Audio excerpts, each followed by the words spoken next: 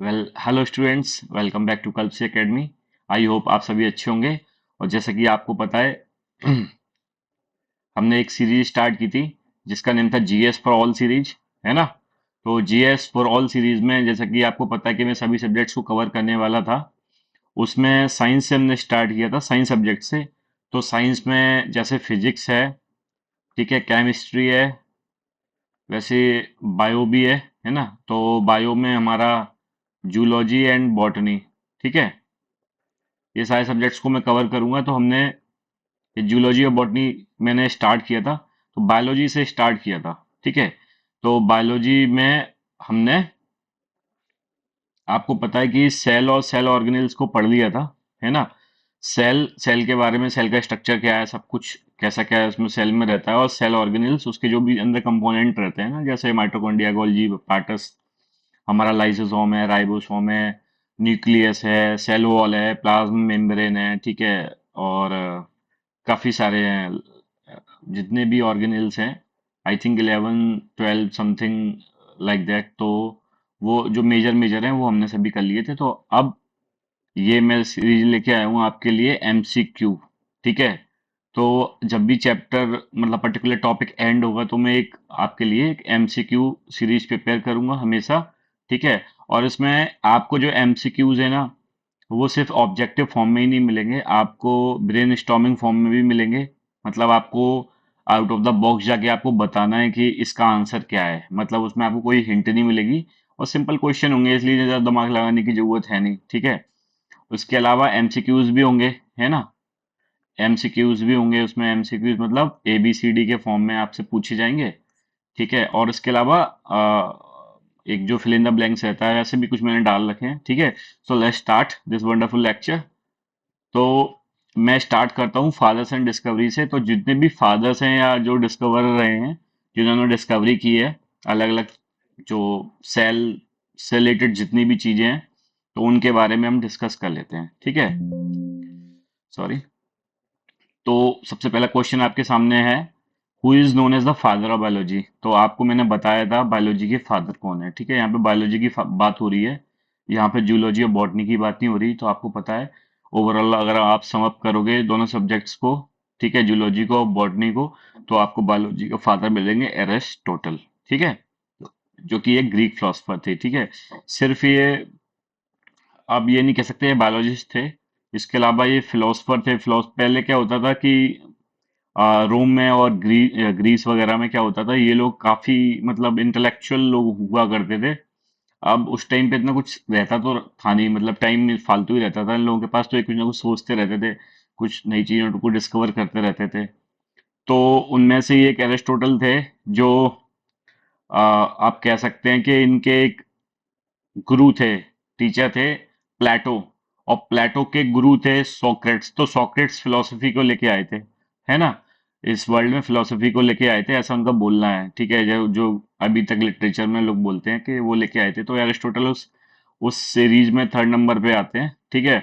लेकिन इन्होंने बहुत कुछ किया, ठीक है। तो हमें बाकी चीजों से मतलब नहीं है, फिलोसफी में उन्होंने क्या किया हमें तो सिर्फ बायोलॉजी से मतलब है। तो ऑब्वियसली इन्होंने रिसर्च की होगी, तो बायोलॉजी में काफी सारी चीजों की, तो इसलिए इन्हें फादर ऑफ बायोलॉजी कहा जाता है, ठीक है। So let's move forward to next question. अब ये क्वेश्चन है, who is known as the father of botany, ठीक है। ये मैंने आपको बताया, अब आप गैस कीजिए कौन हो सकता है बॉटनी का फादर, ठीक है। तो मैं आपको बता चुका हूँ ये, तो इसका आंसर क्या है, थियोफ्रास्टस, ठीक है। ये ग्रीक नेचुरलिस्ट थे, ठीक है, and he is also father of embryology, ठीक है। नेचुरलिस्ट क्या होता है, जो थोड़ा नेचर के करीब होता है। नेचर मतलब ये ट्रीज हैं, प्लांट्स हैं ना, ठीक है, फॉरेस्ट वगैरह है। तो इसमें ये इनकी लाइफ क्या है, प्लांट्स की, ट्रीज की, ठीक है। इससे अब ऑब्वियस है कि botany is a study of, you know, या botany is a science of plants, या प्लांट रिलेटेड जितना भी एक क्लासिफिकेशन है ना, जिसमें हम फंजी को भी पढ़ेंगे, हम एल्गी को भी पढ़ेंगे, ठीक है। तो उस हिसाब से ये ग्रीक नेचुरलिस्ट थे, ठीक है। और फादर एम्ब्रियोलॉजी के भी हैं। एम्ब्रियो क्या होता है, इसको शायद हिंदी में भ्रूण कहते हैं, ठीक है। भ्रूण भ्रूण जो होता है ना, एम्ब्रियो होता है जो बच्चा बच्चा जो डेवलप होता है उससे पहले वो एम्ब्रियो स्टेज में होता है, ठीक है। तो let's move forward to next question, ठीक है। Who is known as the father of biology, तो ये आप मैं पहले ही बता चुका हूँ, कई बार बता चुका हूँ। जो हमारे बायोलॉजी के फादर हैं वही इसके फादर हैं, ठीक है। तो Aristotle is the father of geology, ठीक है। नेक्स्ट क्वेश्चन पे आते हैं। Who is known as the father of cytology. अब साइटोलॉजी ये तो सबसे मेन चीज है ना, सबसे मेन चीज है, क्योंकि ये मैंने आपको बताया ही है कि साइटो साइटो साइटो का मतलब क्या होता है। साइटो का मतलब होता है सेल, ठीक है। तो साइंस ऑफ सेल जिसको कह सकते हैं, जो हमने सेल पढ़ा ही है, चैप्टर ही सेल है। तो उसके फादर कौन थे, तो इसके फादर है रॉबर्ट हुक, ठीक है। इनके बारे में मैंने बताया था कि इन्होंने एक कॉर्क लिया था, एक स्लाइड ली थी कॉर्क से, एक लकड़ी का थोड़ा सा टुकड़ा लिया था। तो उसमें उनको सेल्स दिखाई दी, अलग अलग चैम्बर्स दिखाई दिए, सेल्स दिखाई दी, है ना। इसलिए इनको ऑब्वियसली, अब प्लांट है तो उन्होंने अगर टिम्बर का पार्ट लिया होगा, क्रॉप का पार्ट लिया होगा, तो वो ऑब्वियसली डेड सेल्स थी, ठीक है। कोई लिविंग सेल्स तो थी नहीं। तो अब इसमें डिस्टिंग्विश नहीं करना है, सेल का अगर फादर पूछे साइटोलॉजी का, तो हमको रॉबर्ट हुक ही लिखना है, ठीक है। तो the cell was first discovered and named by Robert Hooke in 1665। आप सोचो 1665, और अभी 2024 चल रहा है, ठीक है, और वो भी हाफ फिनिश हो चुका है। तो अब कितने साल पहले इन्होंने इसकी डिस्कवरी की थी सेल की। अब तो हम काफी आगे आ चुके हैं साइंस में, है ना। So let's move forward to next question, ठीक है। Who is known as the father of microbiology. Microbiology क्या होता है, जितने भी अ, ऐसी बायोलॉजी बोल सकते हैं ना, जो एक माइक्रो लेवल पे, बहुत छोटे लेवल पे उस चीज को स्टडी करे, ठीक है। अब वो माइक्रो ऑर्गेनिज्म भी हो सकते हैं, ठीक है, छोटे छोटे प्लांट्स हो सकते हैं। तो उसके फादर थे हमारे एंटनी वॉन लीवन हॉक। ये याद रखना है ना, ये थोड़ा डिफरेंट है, ठीक है। ये आपको याद रखना है, काफी इंपोर्टेंट क्वेश्चन है, क्वेश्चन आता है ये, ठीक है, सभी एग्जाम्स में आता है। तो माइक्रोबायोलॉजी के फादर कौन हुए, एंटोनी वॉन लीवेनहॉक। तो नेक्स्ट क्वेश्चन है, the cell theory was proposed by. Cell theory किसने दी थी, ठीक है। तो आपको बता चुका हूँ, शेल्डन स्वान ने दी थी, ठीक है। शेल्डन इन 1838 एंड स्वान इन 1839, मतलब इन्होंने थोड़ा कुछ ऐड ऑन किया था। अब ऑब्वियस है, मतलब आर्टिकल्स में दोनों का नेम ही आता है साथ में। तो शेल्डन एंड स्वान ने सेल थ्योरी दी थी। ये बहुत इंपॉर्टेंट क्वेश्चन है, ये आता है कोई एग्जाम, ठीक है। अब क्वेश्चन आता है, who discovered mitochondria in when. तो ये इंपॉर्टेंट क्वेश्चन है आपको, ये मैंने बताया है, ठीक है, ये मैं बता चुका हूँ आपको। माइटोकॉन्ड्रिया व्हेन इतना इंपॉर्टेंट नहीं है, लेकिन फिर भी मैंने डाल दिया। तो हमारे रिचर्ड ऑल्टमैन थे, ठीक है, इन्होंने डिस्कवर किया था 1890 में, ठीक है। हमारे मतलब मैं यूज कर रहा हूँ, हमारे मतलब ऑब्वियसली हमारी ह्यूमन रेस से ही बिलोंग करते हैं, ठीक है। और इट ही टर्म्ड इट बायोब्लास्ट, ठीक है, बायोब्लास्ट बोला उन्होंने, विच मींस लाइफ जर्म्स, ठीक है। तो माइटोकॉन्ड्रिया की तो कहानी ये है कि माइटोकॉन्ड्रिया को पहले क्या अलग अलग नामों से जानते थे लोग, ठीक है। अब जिसने जिस हिसाब से उसका एक्सप्लेनेशन दिया, उस हिसाब से उस चीज को मान लिया गया।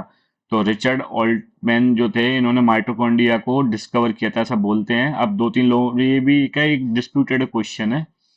काफी लोग बोलते हैं कि एक कॉलहर करके थे, उन्होंने डिस्कवर किया था, लेकिन काफी बुक्स में इन्हीं का नाम है, इसलिए मैंने इनको माना है, ठीक है। बायोब्लास्ट इन्होंने इसको बोला था, तो 1890 में इसकी इन्होंने डिस्कवरी की थी, ठीक है। कहीं कहीं पे आपको ऑल्टमैन का स्पेलिंग ALTMMAN भी मिलेगा, ठीक है, रिचर्ड ऑल्टमैन, ठीक है। तो next, let's move forward to next question. Who discovered Golgi apparatus या गोल्जी बॉडी। ये सबसे इजी क्वेश्चन है, ठीक है, क्योंकि इसके डिस्कवर का नेम इसी में छुपा है। तो जो कैमिलो गोल्जी थे, ठीक है, उन्होंने इसकी डिस्कवरी की थी, ठीक है, कैमिलो गोल्जी, ठीक है। तो ये बहुत सिंपल क्वेश्चन है, इसके इसमें ही नेम है इसी का, ठीक है। इनके डिस्कवरर जो थे, इसी में इनका नेम है, ठीक है। नेक्स्ट क्वेश्चन की तरफ चलते हैं, ठीक है। So who discovered centrosome. Centrosome के बारे में आपको मैं बता चुका था, ऐसे ऐसे करके आपने देखा होगा, ऐसे स्टेक्स सेक्स के फॉर्म में आपको दिख रहे थे, ठीक है। और ये भी बताया था कि ये दो होते हैं स्टार्टिंग में, और ये move away from each other, ठीक है, एक दूसरे से डिफरेंट डायरेक्शन में मूव करते हैं। तो इसके फादर थे थियोडर बोवेरी, ठीक है। फादर मतलब इन्होंने इसको डिस्कवर किया था, तो फादर बोलो या कुछ भी बोलो, तो थियोडर बोवेरी, ठीक है। कहीं कहीं आपको ऐसे भी मिलेगा बोवेरी, ठीक है। तो ये थियोडर बोवेरी ने इसकी खोज की थी, सेंट्रोसोम की, ठीक है। The cell theory was proposed by, cell theory किसने दी थी, अभी ये बता चुका हूं मैं, शेल्डन एंड स्वान ने, ठीक है। क्वेश्चन रिपीट हो गया है, ठीक है, बता चुका हूँ। Who discovered ribosome and when, ribosome की डिस्कवरी किसने की थी और कब डिस्कवर, तो डी जॉर्ज ई पैलाडे 1955 में, इसको मतलब डिस्कवरी को ज़्यादा टाइम नहीं हुआ है, ठीक है। तो जॉर्ज ई पैलाडे ने 1955 में राइबोसोम को डिस्कवर किया था, ठीक है।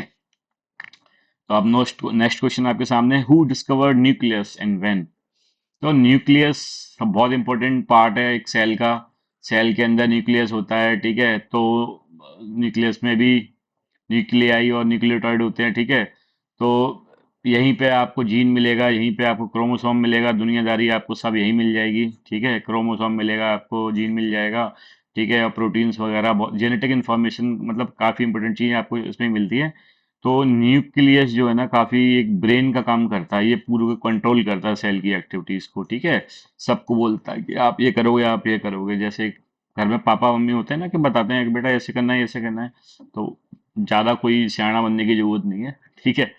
तो न्यूक्लियस का ये काम होता है, डंडा, मतलब कह सकते हैं डंडा मारता है ये, अगर कुछ गलत करोगे तो रॉबर्ट ब्राउन, ये मोस्ट आईएमपी क्वेश्चन है, ठीक है। 1831 में 1831 में रॉबर्ट ब्राउन ने इसकी डिस्कवरी की थी, किसकी, न्यूक्लियस की, ठीक है। तो अब नेक्स्ट क्वेश्चन आता है हमारे सामने, हु डिस्कवर्ड लाइसोसोम्स। लाइसोसोम को किसने देखा था सबसे पहले, तो लाइसोसोम का आपको पता है ना, लाइसोसोम क्या चीज है। लाइसोसोम एक ऐसा डाइजेस्टिव एंजाइम निकालता है जिससे जो मतलब एक कह सकते हैं ना कि कोई चीज डेड हो गई तो वो पॉइजनस ना बने, तो ये उसको खा जाता है, ठीक है।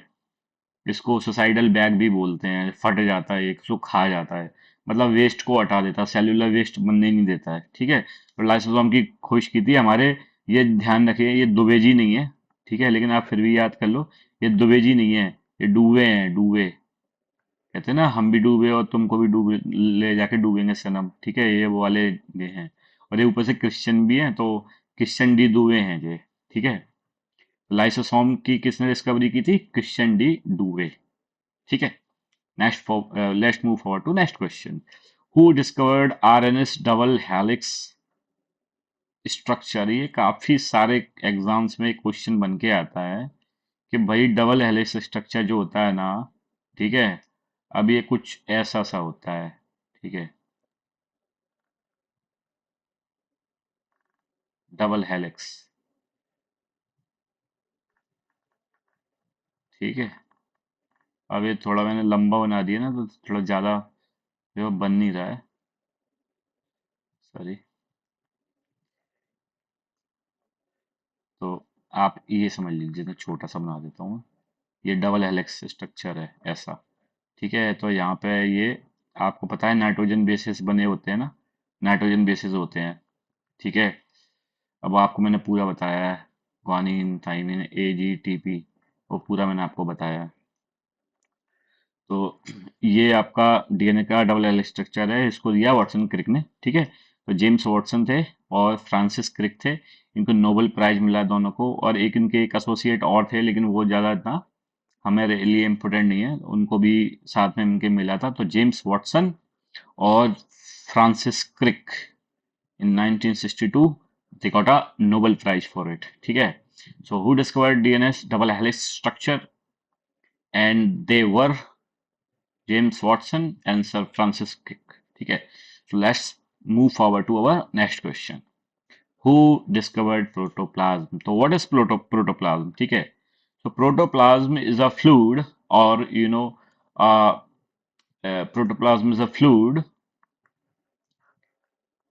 which is present inside the cell, ठीक है। The fluid which is present inside the cell, and it includes cytoplasm plus nucleus. Means अब आप समझो सीधी सीधी बात, क्या होता है कि एक सेल है, सेल में जितने भी सारे ऑर्गेनिल्स हैं, और सेल में ही हमारा क्या है, सेल में हमारा न्यूक्लियस भी है, ठीक है। अब न्यूक्लियस है वो एक अलग ही मेम्ब्रेन लेके चल रहा है, ठीक है, न्यूक्लियस मेम्ब्रेन है उसमें, और उसी में न्यूक्लियस मेम्ब्रेन में जो लिक्विड है, जो फ्लूइड है, उसको हम क्या कह रहे हैं? उसको हम कह रहे हैं न्यूक्लियो फ्लूइड। ठीक है, न्यूक्लियर फ्लूइड बोल रहे हैं। ठीक है, और उस सेल उस पर्टिकुलर न्यूक्लियस के बाहर जो फ्लूइड है उसको हम क्या कह रहे हैं? साइटोप्लाज्म।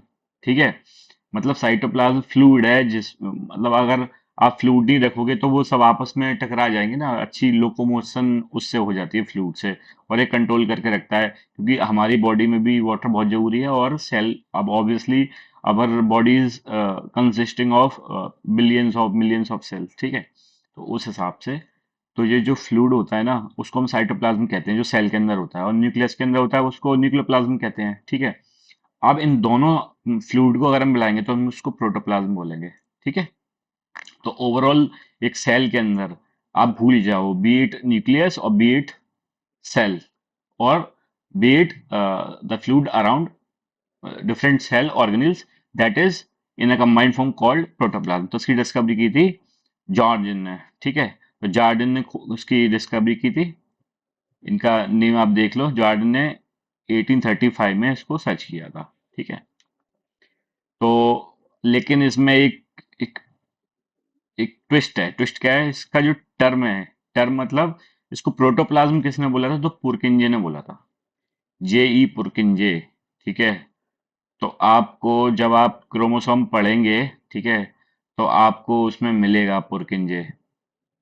पुरकिंजे एक काफी इंपॉर्टेंट टॉपिक है, थोड़ा आप डिटेल में जाएंगे, नीट वगैरह की प्रिपरेशन करेंगे तो आपको बहुत कुछ मिलेगा ना, इन साइंटिस्ट के डिस्कवर के नेम पे बहुत कुछ मिलता है। ठीक है, सेल के अंदर पुरकिंजे का भी एक अलग कहानी है, तो उसमें हम ज़्यादा डिटेल में जाएंगे नहीं।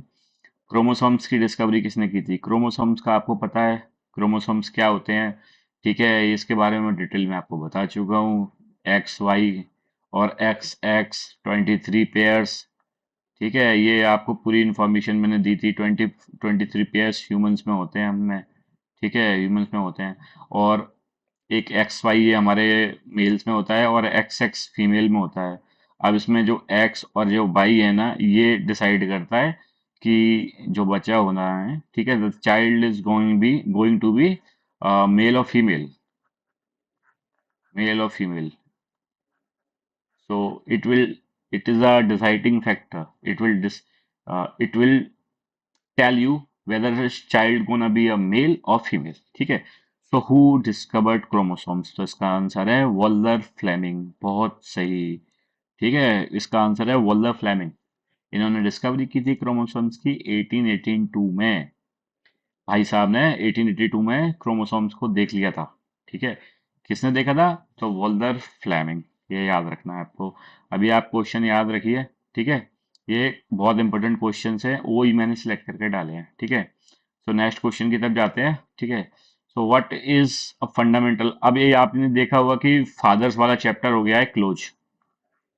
ठीक है, फादर्स मैंने कंप्लीट करा दिए, जितने भी फादर्स या डिस्कवर्स थे वो मैंने कंप्लीट करा दिए, तो आपको उनको अच्छे से पढ़ लेना है। ठीक है, क्योंकि वो सेल ऑर्गेनेल्स की भी उन्होंने डिस्कवरी की थी, और साथ साथ में उसकी जितनी भी ब्रांचेज हैं उसके बारे में भी उसमें मैंने डाल रखा है। ठीक है, किसमें? स्लाइड में, obviously. So what is fundamental और स्मॉलेस्ट यूनिट ऑफ लाइफ। अब इसका आंसर क्या हो सकता है? आप खुद गेस कीजिए, है ना। तो अपना थोड़ा ब्रेन को थोड़ा दिमाग लगाइए। सबसे बेसिक क्वेश्चन है इसको, सबसे मतलब the basic question of this unit, the basic question. ठीक है, तो fundamental smallest unit of life is cell. Cell, और सेल की स्टडी को हम क्या बोलेंगे? साइटोलॉजी। साइटोलॉजी का फादर भी मैंने आपको किसको बताया था? Robert Hooke. ठीक है, so what is the name of smallest cell? ठीक है, तो माइकोप्लाज्मा गैलेप्टिकम सबसे स्मॉलेस्ट सेल है, जो कि एक बैक्टीरिया में पाई जाती है। और ये जो हैन होती है ना, हैन, हैन, और जो मुर्गा होता है, मुर्गा मुर्गी, इनमें ये आपको मिलेगा। इसमें से ना डिसीज भी हो जाती है। ठीक है, so mycoplasma gallisepticum bacteria is the smallest cell size 0.2 से 0.3 माइक्रोमीटर्स। ठीक है, mycoplasma are the smallest living organism on earth. ये सबसे स्मॉलेस्ट लिविंग ऑर्गेनिज्म है। ठीक है, सबसे स्मॉलेस्ट। ठीक है, माइकोप्लाज्मा गैलेप्टिकम, ये आपको याद रखना है। तो what is the name of the largest cell? तो सबसे लार्जेस्ट सेल कौन, एक स्मॉलेस्ट हो गया, अब लार्जेस्ट सेल कौन सी हो सकती है? तो लार्जेस्ट में आपको मैंने बताया था ऑस्ट्रिच का जो एग होता है, तो एग में भी काफी सारी चीजें होती हैं, फ्लूइड होता है, X and X Y Z बहुत सारी चीजें होती हैं, ठीक है। तो जो एग होता है उसमें जो सेल होती है, एग सेल होती है, वो सबसे लार्जेस्ट सेल होती है, ठीक है।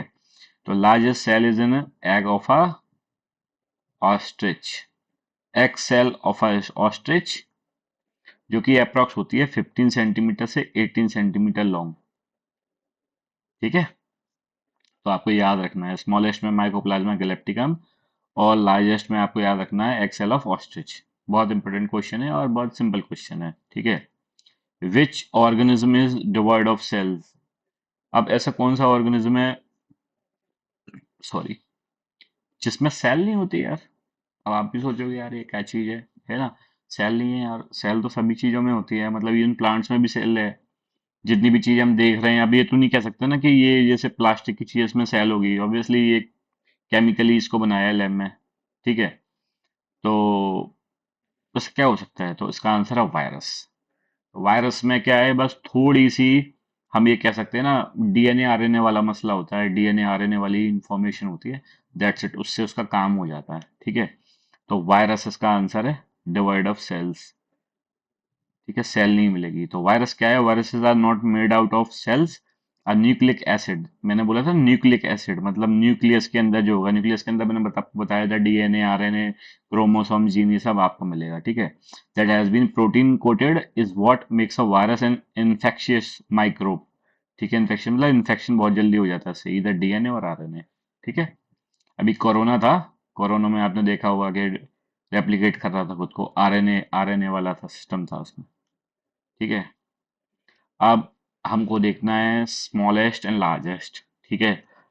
तो अभी मैं इस चैप्टर को यहीं पे ऐड करता हूँ, सॉरी, इस चैप्टर को मैं यहीं पे नहीं, थोड़ा इसको कंप्लीट कर ही लेते हैं ना, स्मॉलेस्ट और लार्जेस्ट में इन टर्म्स ऑफ अगर ह्यूमन वाली बात होगी, ठीक है, ह्यूमन ह्यूमन बॉडी के हिसाब से, तो यहीं पे इसको ऐड करेंगे, इसके बाद फिर नेक्स्ट लेक्चर से देखते हैं, ठीक है। So which cell is smallest in the human body? तो कौन सी ह्यूमन बॉडी में सबसे छोटी कौन सी सेल हो सकती है, बताओ, दिमाग लगाओ। तो स्पर्म सेल होती है, ठीक है, मेल गेमेट, ठीक है। अब आपको कुछ ज्यादा दिमाग नहीं लगाना इसमें, है ना, सिंपल सा है। अगर स्मॉलेस्ट अगर स्पर्म है, तो लार्जेस्ट क्या होना चाहिए? लार्जेस्ट हमारा नेक्स्ट क्वेश्चन है, which cell is the largest in human body? तो क्या हो सकता है? थोड़ा वाइल्ड गैस ये मैं बता चुका हूँ आपको। तो अगर, जैसे आपको पता है, जो मेल होते हैं उनमें स्पर्म होता है, और जो फीमेल होती है उनमें ओवम होता है, ठीक है। इन दोनों के बिना लाइफ आगे बढ़ नहीं सकती, रिप्रोडक्शन में इन दोनों का बहुत इंपॉर्टेंट रोल है, ठीक है। वो फीमेल गमेट होता है, तो ओवम इसका आंसर है, ठीक है। जो फीमेल गमेट है, ओवम, यहीं से लाइफ आपकी रिप्रोड्यूस होती है, जन्म लेती है, ठीक है। तो स्मॉलेस्ट हो गया, लार्जेस्ट हो गया, हमेशा याद रखना है, लार्जेस्ट अलग चीज होती है और लॉन्गेस्ट अलग चीज होती है, ठीक है। तो which cell is the longest in human body? ठीक है, तो सबसे लॉन्गेस्ट सेल कौन सी होती है ह्यूमन बॉडी में? तो आप ये देखिए, सॉरी, अब आप ये देखिए, अब आप ये देखो, ये आपका ब्रेन है, ठीक है। तो ब्रेन का जो ये आगे वाला हिस्सा है इसको हम सेरेब्रम कहते हैं, ठीक है। सेरेब्रम है, अब ये यहाँ से पीछे का हिस्सा है, और ये यहाँ से ये वर्टिब्रल कॉलम वाला जो रीढ़ की हड्डी में ये टच, मतलब ये यहाँ पे मतलब ये कनेक्शन हो रहा है, ठीक है। तो ये यहाँ पे मेडुला ऑब्लांगाटा है, ठीक है, ये आपको दिख रहा है यहाँ पे कर्सर है, ठीक है। अब इसके जस्ट पीछे आप देख रहे हैं सेरिबेलम को, देख पा रहे हैं, ठीक है। ये जो सेरिबेलम है ना, इसी में आपका सबसे लॉन्गेस्ट सेल मिलती है आपको, ठीक है। ये देखिए आप, इसका कुछ स्ट्रक्चर ऐसा रहता है, ऐसी सेल्स लॉन्गेस्ट सेल आपको मिलेंगी। न्यूरॉन बोलते हैं ना इनको, हम कहते हैं दिमाग, दिमाग लगाइए थोड़ा, तो न्यूरॉन्स आपके ब्लड में रहते हैं, पूरी बॉडी में इंफॉर्मेशन भेजते हैं, ठीक है। तो इसका आंसर है न्यूरॉन, ऑब्वियस है ना, नर्व सेल, ठीक है। तो ये नर्व सेल आपको इसी में मिलेंगी, सेरेबेलम में मिलेंगी। ये नर्व सेल्स हैं आपकी, ये लॉन्गेस्ट होती है, बहुत बड़ी होती है, ठीक है। तो न्यूरॉन भी कहा जाता है इनको। ये पूरे ब्लड में रह के पूरी बॉडी में मैसेज भेजते हैं ब्रेन को। बॉडी में कहीं भी आपको जैसे चोट भी लगती है ना, तो ये ब्रेन न्यूरॉन्स वहां तक जाएंगे, ब्रेन को बताएंगे कि यार यहाँ पे ऐसे ऐसे कोई इश्यू हो गया है। तो ब्रेन फिर जो भी कह सकते हैं हार्मोन्स रिलीज करेगा, जो पेन को थोड़ा ईज ऑफ कर देगा। हमारे ना काफी सारी चीजें कंट्रोल करता है ब्रेन। तो ये नर्व सेल नहीं होंगी तो वो सब कुछ भी नहीं हो पाएगा, ठीक है। अब इसमें एक डिबेट है। डिबेट क्या है वो हम देख लेते हैं। डिबेट क्या है? The mean size of the cerebellums granule cell, ये ग्रेनुल सेल्स हैं जो मैंने आपको स्ट्रक्चर में दिखाई हैं, is about 4 micrometers to 4.5 micrometers, ठीक है। 4 से 4.5 माइक्रोमीटर्स इनका सेल साइज है, ठीक है। It should be noted that according to the suggestion of the scientist, the sperm cell is the smallest in human body in terms of volume. Volume क्या होता है? जैसे कोई चीज है, अब अब जैसे मैं एग्जांपल लेता हूँ, ये बॉक्स है, ठीक है, और ये बॉक्स है, ठीक है। अब कोई चीज है, ठीक है, तो वो यहीं पे सारी में पूरी इतने में ही फैली हुई है ये, और बाकी एरियाज में नहीं है, ठीक है। और कोई कोई चीज है वो पूरे में फैली हुई है, ठीक है। तो डिफरेंस है ना, ठीक है, डिफरेंस हो गया ना। अब मान लो कि कोई चीज यहीं पे इतनी सारी फैल गई है, तो मतलब अगर ये मान लो कि ये 100 है और ये इतने फैलने के बाद भी 70 है, तो ज्यादा इसमें हुआ ना। तो वॉल्यूम और डेंसिटी एक अलग चीज होती है। तो इन टर्म्स ऑफ जो वॉल्यूम है वो स्पर्म सेल होती है, वो स्मॉलेस्ट होती है, ठीक है।